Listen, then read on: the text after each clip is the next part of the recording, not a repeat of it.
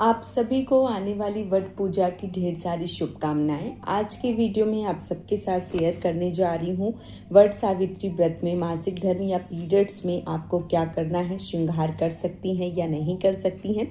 इसके साथ ही साथ माता से श्रृंगार जो है वो हमें कैसे कर लेना चाहिए, व्रत रखना चाहिए या नहीं रखना चाहिए, और यदि बाल जो हैं वो धोना भूल गई हैं तो क्या करना चाहिए। इसके साथ ही साथ जो मान लीजिए कि पीरियड्स या मासिक धर्म है उसमें हमें क्या करना चाहिए और क्या नहीं करना चाहिए, इस वीडियो में संपूर्ण जानकारी आप सबके साथ शेयर करूंगी। तो चलिए वीडियो को कर लेते हैं शुरू और जान लेते हैं वट सावित्री व्रत में पीरियड से जुड़ी ये महत्वपूर्ण जानकारी। सबसे पहली बात, पीरियड्स या मासिक धर्म कोई बहुत ज़्यादा बड़ा हवा नहीं है। आप इसको बहुत ज़्यादा मन में प्रेशर ना बनाएं, क्योंकि कई बारी जब हम मन में बहुत ज़्यादा सोचते विचारते हैं तो ये चीज़ें जो हैं वो हो जाती हैं। तो ऐसे में आपको परेशान नहीं होना है। जो भी गृहिणी हैं, जो भी माताएं हैं, जो भी बहनें हैं, किसी न किसी व्रत में, त्यौहार में ये स्थिति जो है वो बनती है, तो इसको बहुत ज़्यादा सोचने समझने की आवश्यकता नहीं है। आपको बहुत ज़्यादा विचार नहीं करना है एक तरीके से, या ये नहीं करना है कि अब ये कैसे क्या होगा। देखिए कई बारी हम सारी तैयारी कर लेते हैं व्रत पूजा की और इसके बाद ऐसी स्थिति जो है वो हो जाती है, तो आपको बहुत ज़्यादा परेशान नहीं होना है।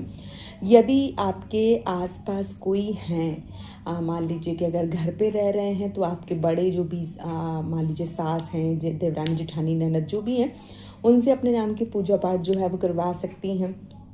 अगर नहीं है तो फिर आप बाहर रह रही हैं तो आपके आसपास पड़ोसी जो भी पूजा करने जा रहे हैं उनसे करवा सकती हैं। ऐसा भी कोई नहीं है तो आप क्या कीजिए कि आप स्नान ध्यान कर लीजिए।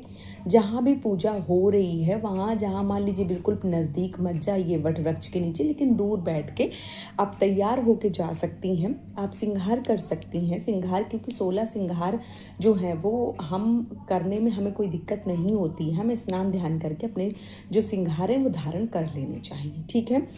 कोशिश करिए कि लिक्विड वाला सिंदूर लगावें, सूखा वाला सिंदूर ना लगावें अगर आपका पहला या दूसरा दिन है तो, ठीक है। अगर तीसरा चौथा पांचवा दिन है तो फिर आप बाल धो के लगा भी सकती हैं, कोई दिक्कत नहीं है। तो आपको क्या करना है कि आप 16 श्रृंगारों को धारण कर लीजिए और जहाँ भी मान लीजिए कि पूजा हो रही है, जहाँ कथा हो रही है, थोड़ा सा दूर बैठ के आप जो कथा है वो सुन सकती हैं।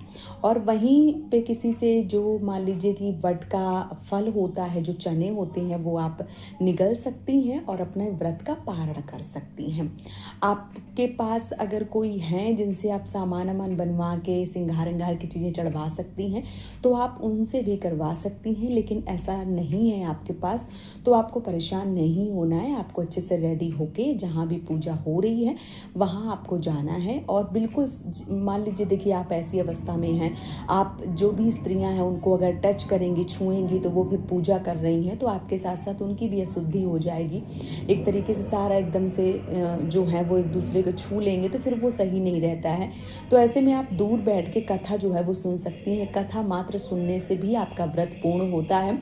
और इसके साथ ही साथ जो पारण है वो चने और फल से किया जाता है, तभी व्रत जो है वो पूर्ण माना जाता है। तो आप चने और जो फल है वो किसी से भी लेके और जो मान लीजिए कि पारण है वो कर सकती हैं। इससे आपका जो व्रत है वो पूर्ण हो सकता है। और हाथ जोड़ के माता से निवेदन कीजिए कि अगली साल जब सब कुछ अच्छा होगा तो आप विधिवत रूप से उनका पूजन अर्चन करेंगी और जो भी व्रत है वो करेंगी, ठीक है। अच्छा, अब बहुत सारे लोगों के मन में ये संशय आता है कि श्रृंगार का क्या करें। तो देखिए, जो श्रृंगार है वो आप अपने बच्चों के हाथों से भी भिजवा सकती हैं और मंगवा के घर पे रख सकती हैं। जब आप स्नान ध्यान कर लें, जिस दिन आप पूर्णतः शुद्ध हो जाए, उस दिन आप अपने जो भी श्रृंगार हैं, अपने सिंदूर बिंदी जो भी चढ़वाया है वो आप धारण कर सकती हैं। तो इस प्रकार से भी जो सिंदूर है, जो श्रृंगार है वो चढ़ सकता है और माता से श्रृंगार जो है वो इसी तरीके से लिया जाता है, ठीक है। अगर मान लीजिए कि ऐसा नहीं है तो फिर आप क्या करें कि किसी से सिंदूर की जो डिब्बी है वो चढ़वा दीजिए और फिर आप अपने मान लीजिए कि पास वो रख लीजिए। जब आप अच्छे से मान लीजिए साफ स्वच्छ हो जाती हैं तो फिर आप अपने घर में जो भी आपके घर में माता जी हैं उनको चढ़ा के आप अपने माथे पर लगा सकती हैं, ठीक है। तो इस प्रकार से आप माता से जो सुहाग है, जो श्रृंगार है वो ले सकती हैं। इसके साथ ही साथ जो बाल हैं वो देखिए, जैसे शनिवार को व्रत पड़ रहा है तो आपको शुक्रवार को बाल जो हैं वो धो लेने हैं, ठीक है। शुक्रवार को बाल अगर मान लीजिए कि बहुत सारी बहनें धुलना भूल गई हैं और 16 तारीख को अमावस्या है, बाल नहीं धुले जाते हैं, तो फिर आपको बहुत ज़्यादा परेशान नहीं होना है। फिर आप जब सुबह स्नान करती हैं तो सर से पानी डाल के स्नान कर सकती हैं, साबुन इत्यादि ना लगावें, बाल खोलें नहीं, बस जो बकेट है या जो डब्बा है उससे पानी डाल के स्नान कर सकती हैं।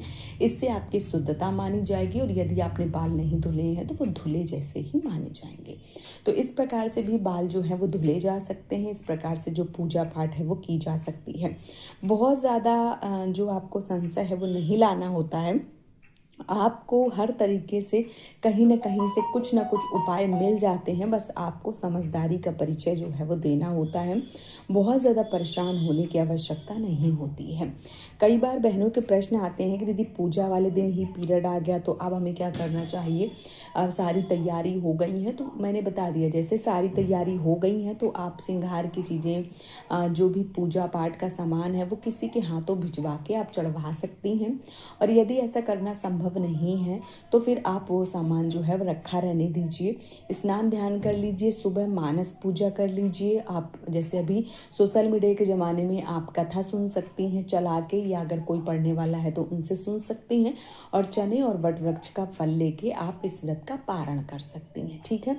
पूजा पाठ अगर नहीं कर पा रही हैं और ऐसी अवस्था है कोई नहीं है तो आपको बहुत ज़्यादा सोचने की आवश्यकता नहीं होती है, फिर आपको बस मानस पूजा करना होता है। आप एक जगह पे बैठ जाइए स्नान ध्यान करके और मन से सोचिए कि मैंने वट वृक्ष को एक तरीके से जो जल है वो चढ़ा दिया है, जो प्रसाद है, भोग है, जो फेरी है, परिक्रमा है, जो सूत है, वो सब कुछ बांध दिया है, वो कर दिया है। तो इस प्रकार से आप मानस पूजा कीजिए और जो कथा है वो सुन लीजिए, इससे आपका जो व्रत है वो पूर्ण हो जाता है। कई बहनों के प्रश्न आते हैं कि दीदी जो मान लीजिए कि गले में धागा पहना जाता है, जनेऊ जिसको कहते हैं, वो बहुत अच्छा लगता है हमको, लेकिन पीरियड्स या मासिक धर्म में हम मान लीजिए कि नहीं वो कर पा रहे हैं तो हमें क्या करना चाहिए? तो आप किसी दूसरे से चढ़वा दीजिए और चढ़वाने के बाद में जब आप पवित्र हो जाती हैं तब आपको पहनना चाहिए। मासिक धर्म में एक तरीके से नहीं पहनना चाहिए, क्योंकि जो हम धागा पहनते हैं वो बहुत ज़्यादा पवित्र होता है। यहाँ तक कि मैं बता दूं कि जो लोग ब्राह्मण होंगे वो जानते होंगे कि जब एक तरीके से जनेऊ धारण किया जाता है तो उसके बहुत सारे नियम होते हैं। यहाँ तक कि जब हम वॉशरूम यूज़ करते हैं तो हमें कान में टांगना पड़ता है, तो बहुत उसके नियम होते हैं। तो आप ऐसी अवस्था में बिल्कुल भी ना पहने। हाँ, आप किसी से चढ़वा के मंगवा लीजिए, जब आप शुद्ध हो जाती हैं तब आप इसको धारण कर सकती हैं। तो इस वीडियो में मैंने आपको संपूर्ण जानकारी दे दी है। आप सबको ये वीडियो कैसा लगा है आप हमें कमेंट में ज़रूर बताइए, और वीडियो पसंद आया है तो चैनल को सब्सक्राइब करके वीडियो को लाइक कर दीजिए। आज का ये वीडियो मैं यहीं पे समाप्त कर रही हूँ दोस्तों। मिलती हूँ बहुत जल्दी एक और नए वीडियो के साथ में, तब तक के लिए जय माता दी दोस्तों, राधे राधे।